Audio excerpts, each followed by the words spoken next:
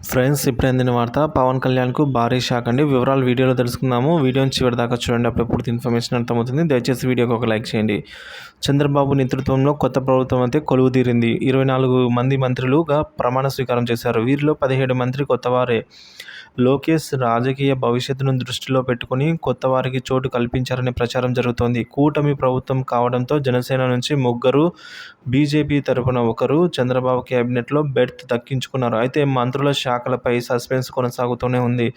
ఇదిగో అదిగో అంటూ మీడియాకు లీక్ ఇస్తున్నారు. ఫలానా మంత్రికి హోంశాఖ లేదా వైద్యారోగ్య శాఖ అంటూ ఊదరగొడుతున్నారు. అయితే చంద్రబాబు నాయుడు మాత్రం అధికారికంగా ఎలాంటి ప్రకటన ఇవ్వలేదు. ప్రమాణ స్వీకారం అనంతరం చంద్రబాబు నాయుడు తిరుమలకు వెళ్ళిపోయారు.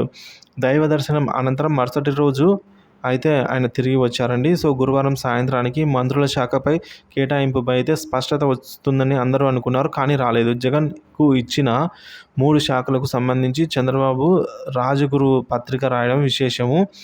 సో పవన్కు హోంశాఖ ఇస్తారంటూ పెద్ద ఎత్తున ప్రచారం జరుగుతూ ఉండడంతో దానికి ఫుల్ స్టాప్ పెట్టేందుకు చంద్రబాబు నాయుడు మార్కు రాత రాయించడం గమనార్హము. పవన్ కళ్యాణ్కు గ్రామీణాభివృద్ధి, పంచాయతీరాజ్ శాఖలు ఇస్తున్నట్టు టీడీపీ అధికారిక మీడియా ప్రకటించింది. జనసేనకు అధిక ప్రాధాన్యం ఇస్తున్నారనే ప్రచారాన్ని విస్తృతంగా చేయనున్నారు.